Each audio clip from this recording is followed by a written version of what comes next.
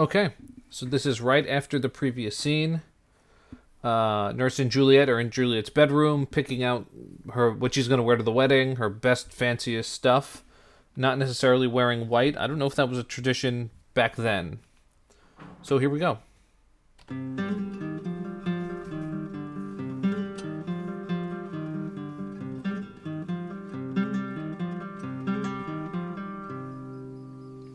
Aye, those attires are best, but, gentle nurse, I pray thee, leave me to myself tonight. For I have need of many orisons to move the heavens to smile upon my state, which well thou knowest is cross and full of sin. Okay. All right, those clothes are good, but gentle nurse, I pray thee, leave me to myself tonight. Let me sleep alone tonight, for I have need of many horizons. I need a lot of prayers I need to do. To move the heavens to smile upon my state, to move heaven to smile on me, my situation. Remember, she's lying to the nurse. The nurse doesn't know that she's going to pretend to be dead, which, well thou knowest, is cross and full of sin. But you know, my soul has a lot of sin, because I slept with Romeo, and we got married behind his back, and we're actually going to get double married, which is illegal, but no one's going to know that except the two of us and the friar. Yeah, and then Juliet's mom comes in. What, are you busy, ho? Need you my help? No, madam, we have culled such necessaries as are behoval for our state tomorrow. So please you let me now be left alone, and let the nurse this night sit up with you, for I am sure you have your hands full all in this so sudden business. So, again, need you my help? Do you need my help? This is one of those moments where we see that Lady Capulet isn't really Juliet's mom. The nurse picked out the wedding dress, or helped Juliet, not the mom. Yeah, Lady Capulet gave birth to her, but she doesn't really understand her daughter, and that's revealed earlier in the play too. Kind of like the friar is like Romeo's father, the nurse is like Juliet's mother. Okay. And she says the same thing. Let me be alone. You have your hands full making things ready for tomorrow. You need the nurse's help. And, this night before my wedding, I should be alone. And then Lady Capulet. Good night. Get thee to bed and rest, for thou hast need. Okay. And, they leave, and now it's Juliet alone. So, let me point out something. One, in Act 4, so far, we haven't seen Romeo at all. He will not be in any of Act 4. He'll pop up again later, but he's not in Act 4. Why? Because I think this shifts. It used to be Romeo's play, now it's Juliet's play. But also it's showing this is Juliet on her own, making decisions for herself. And so no one else is on stage, so she's going to say what's in her soul, what's going on in her head. Here we go. Farewell. God knows when we shall meet again. Now, that's a really powerful and haunting line. So if this plan works out, Juliet will never, ever, ever, while they're alive, she'll never see her mom again. Because, she'll pretend to be dead. Friar Lawrence and Romeo will take her out of the tomb, take her to Mantua. They live happily ever after. God knows when we shall meet again. Yeah, because the only time we'll ever feasibly meet again is in heaven. That's a powerful and haunting line. I have a faint, cold fear thrills through my veins that almost freezes up the heat of life. I feel chilly. I feel cold. I feel, disturbed. I'll call them back again to comfort me. Nurse! What should she do here? My dismal scene I needs must act alone. Come, Vile. What if this mixture do not work at all? Shall I be married then tomorrow morning? So she's reasoning through this. No. I must act alone. It's only me now. Only I can make the decisions that need to be made. She says, what if this mixture doesn't work at all? What if this is fake? Just not strong enough, or it doesn't work, it's just water. Then, shall I be married tomorrow morning? Will I have to be married if I wake up and surprise Juliet, it's your wedding? Okay, you see the stage direction. She takes out her knife and puts it down beside her.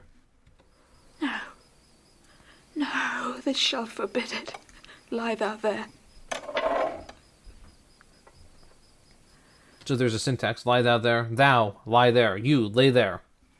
What if it be a poison which the friar subtly hath ministered to have me dead? Lest in this marriage he should be dishonoured because he married me before to Romeo. Aha, that's actually very interesting. What if this is poison? What if the friar just wants to fix the situation for himself? And this is poison, I drink it, I'm dead. And he doesn't have to own up to anything. Oh, that's really interesting. I fear it is.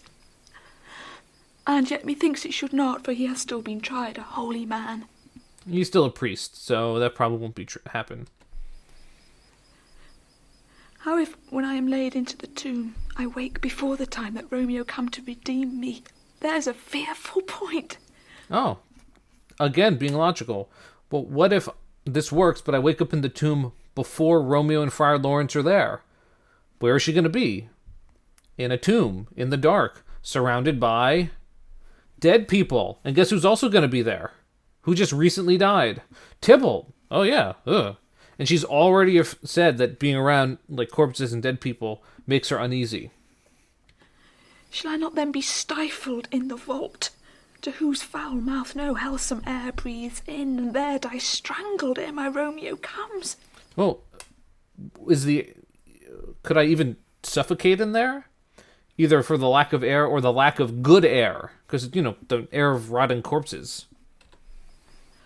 Or if I live, is it not very like the horrible conceit of death and night, together with the terror of the place, as in a vault, an ancient receptacle, where for this many 100 years the bones of all my buried ancestors are packed, where bloody Tybalt, yet but green in earth, lies festering in his shroud, where, as they say, at some hours in the night spirits resort? So yeah, and Tybalt, but green in earth, green means fresh. He's newly dead, festering in his shroud, and they say the spirits resort at night, and they say the spirits are there at night too. So yeah, what if I'm just around dead people? Won't that just be filled with terror? Like, isn't that a traumatic event or moment, or anxiety and things like that? Alack, alack! Is it not like that I, so early waking, what with loathsome smells and shrieks like mandrakes torn out of the earth, that living mortals hearing them run mad? So a mandrake is a mythical plant that when you pull it out of the earth, it screams and makes people go crazy. Is this going to be like with me? This waking up in a scenario like this alone will make me go mad? Oh, if I wake, shall I not be distraught, environed with all these hideous fears, and madly play with my forefathers' joints? And yeah, surrounded by the bones of people I used to know? pluck the mangled Tybalt from his shroud, and in this rage with some great kinsman's bone, as with a club, dash out my desperate brains. And in my desperation, will I dash out my desperate brains? Will I commit suicide because of the fear of being in there? So that's the kind of a trope that used to exist where women did not have a lot of fortitude, so they couldn't handle dramatic things. That's why they would faint all the time, quote unquote faint. Oh, look! Methinks I see my cousin's ghost seeking out Romeo that did spit his body upon a rapier's point. Stay, Tybalt, stay! Oh, and yeah, interesting. Well, if Tybalt has a ghost that haunts it, won't he want revenge on Romeo, who's going to be right there? Oh yeah, a lot of stuff. Romeo, I come. This do I drink to thee. And you can see the lines are a little different. We've talked about that. So she drinks it, and then she falls down on her bed. So here's a difference between Romeo and Juliet in terms of the quality of their character. Juliet thinks things out as she speaks. She goes through really what's in her brain. Romeo is kind of like, he doesn't have that nuance where he cannot change on his own what he's feeling, what's good, what's bad. He can change when other people add to it. But Juliet is the way more powerful, interesting character. So she's now Apparently the potion has worked. She's passed out on her bed. Next scene.